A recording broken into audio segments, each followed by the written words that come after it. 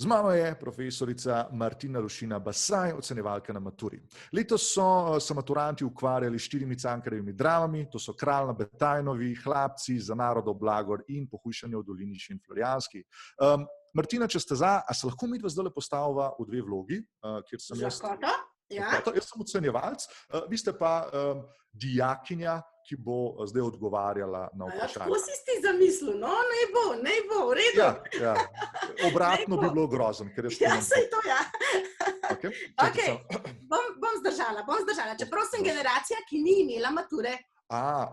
Usmerjeno izobraževanje. Kandidatka Lušina Basaj, pozdravljeni na maturitetnem eseju, ki ga bomo tokrat izjemoma opravljali ustno. Vprašanja bodo esejska, odgovori pa naj bodo kratki in jedrnati. Ste pripravljeni? Ja. Kaj so glavne teme in motivi, ki se pojavljajo v vseh 4 dramah? Ja, v bistvu bi res lahko izpostavili kar nekaj glavnih tem.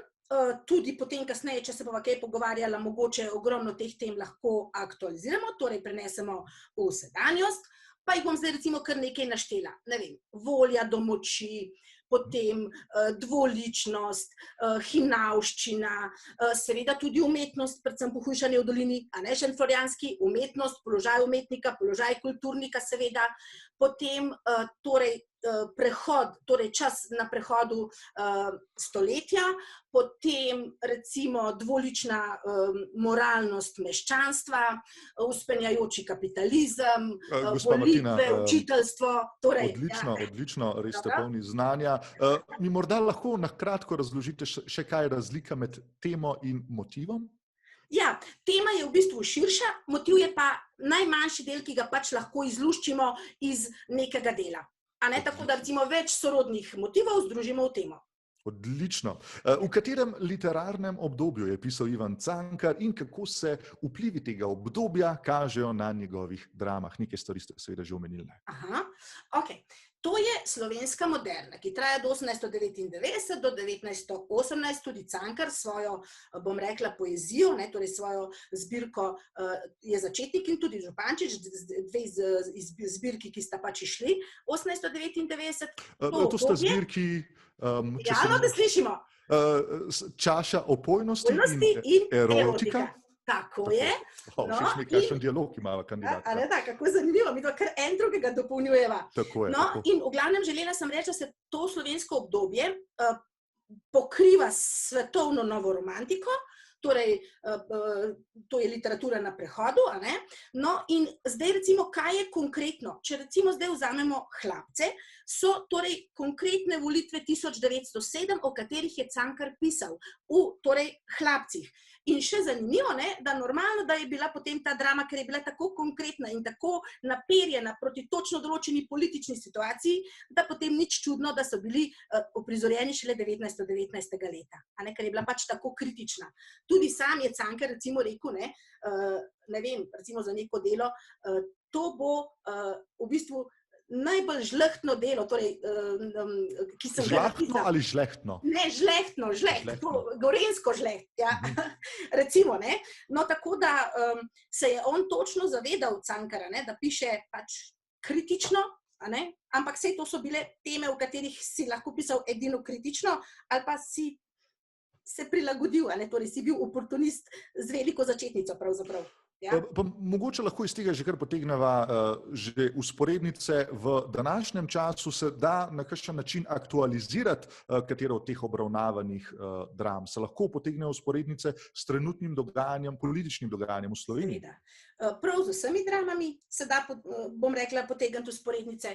Zdaj, na primer, če najprej izpostaviva Pohujšanje v dolini Šentflorjanske, torej odnos do umetnika, do umetnosti, ki naj bi prinašala pohujšanje v dolino Šentflorjansko, ki je pa še sam zlodej ne more pokvariti, ker je že tako pohujšana, da se razumemo, potem kako pač imajo zdaj, v zdajšnjem družbi položaj umetniki, mogoče se jih res spomnimo bolj na 8. februarja, pa mogoče še kdaj, ko je kakšna podelitev nagrada, seveda tisti, ki imajo moč in oblast in denar, seveda denar na prvem mestu, jim je dovoljeno vse in to je Cankar že povedal. In jaz se večkrat tako šalim v šoli pa rečem, da je bil Cankar vizionar, da je pač piše tako, kot da bi pisal za danes, ampak to je pa zdaj tisto, kar potem lahko tukaj, bom rekla, zaključimo. Cankar je pisal prvovrstno klasično kvalitetno literaturo, kar pomeni, da nam omogoča več možnih interpretacij in predvsem, da je njen učinek zelo dolgotrajen.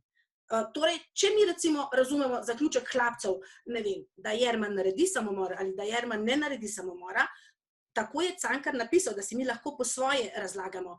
In vedno rečem dijakom, če ti misliš drugače kot jaz, ni treba zato, da boš ti dobil pozitivno oceno napisati tako, kot rečem, ampak če boš svoje mnenje znal dobro argumentirati, napiši tako, kot misliš sam. Samo seveda ne moš ti nekaj trditi in potem to trditev pustiti v zraku, ampak jo pač moraš utemeljiti. Odlično. Kandidatka Martina, tole je definitivna petka, jaz vas bom nominiral za zlato maturantko. Upam, da boste šli študirati vsaj primerjalno književnost. Ja, bom. Super, to so bili zelo izčrpni odgovori.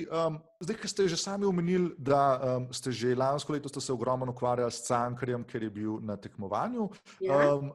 A ste opazili, da so kakšne pogoste napake, ki jih dijaki počnejo v povezavi s Cankarjem, mogoče poleg teh slovničnih oziroma imenskih? Ne, mogoče zdaj edino to, da pač ne razumejo, da ne razumejo Cankarja, ki veliko stvari pove preneseno, metaforično. Zdaj, ne vem, recimo za narodov blagor, ampak to je mišljeno ironično, ker pač vsak dela za lasten blagor, potem recimo šele za narodov. Oziroma za narodov je samo fraza. Da pač zdaj dijak razume, kaj je to fraza. Da recimo, če rečemo, ko se zdaj kdaj šalimo, da se na delo učiteljev spoznajo vsi, in da vsi so bolj pametni, kot smo recimo mi profesori sami, to je recimo Cankar tudi lepo povedal. Ali da pač bi, ne vem, razumeli, hlapčuj, da boš napojen in nasičen in ne sprašuj in tako naprej. Torej, zdaj, ali pa ne vem, ko so ga vprašali, ko Jerman, ko reče Cankar v Hlapcih, kako že reče, jaz vam tukaj ne morem pomagati. Ne, saj se bom spomnila, sam kaj sem že hotela. Torej, če bi želel iz Hlapcev napraviti ljudi, bi z njimi moral delati kot s Hlapci. To se mi pa upira. In to je vse, če se spomnite, ko smo prej govorili o glavnih temah, ko smo rekli, ne vem, upornost posameznika, ne vem, sebičnost, ne vem, vladajočih.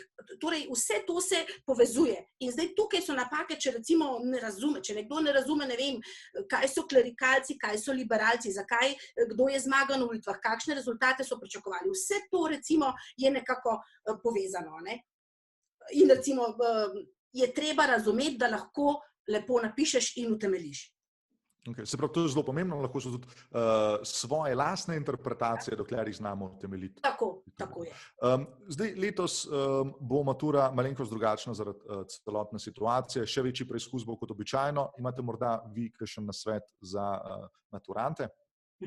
Samo še eno stvar sem hotela povedati, da včasih, ko recimo bereš kakšen dober esej, naprimer na Cankarjevem tekmovanju imam to jih sigurno 15 na leto, ko recimo kdo da neko utemeljitev ali pa da eno analizo, a veste, kaj jaz, kada vem, toliko let poučujem, pa nisem na to pomislila. Taka stvar, recimo, te navduši v eseju.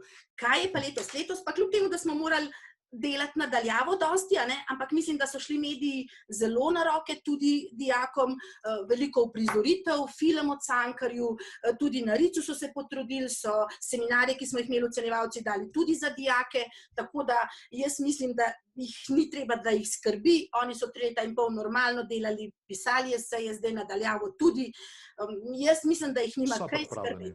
Ja, prosim? So pripravljeni. Imajo znanje. 100%. Jaz bi jim rekla, tako kot piše na maturitetni polji, torej zaupaj vase in v svoje sposobnosti oziroma v svoje znanje ali kakorkoli. Tako bi jim rekla in mislim, da uspeh ne more izostati. To je odličen zaključek. Gospa Martina, najlepša vam hvala za vaš čas. Upam, da si bodo maturanti pogledali našo oddajo in da bodo tudi kaj odnesli. V vsakem primeru pa... Ja, jaz tudi. V vsakem primeru pa veliko sreče tako vam, kot vsem, ki boste letos pisali maturo. Živite, pa dobro se odrežite. Najlepša hvala. Lep pozdrav vam. Nasvidenje. Nasvidenje.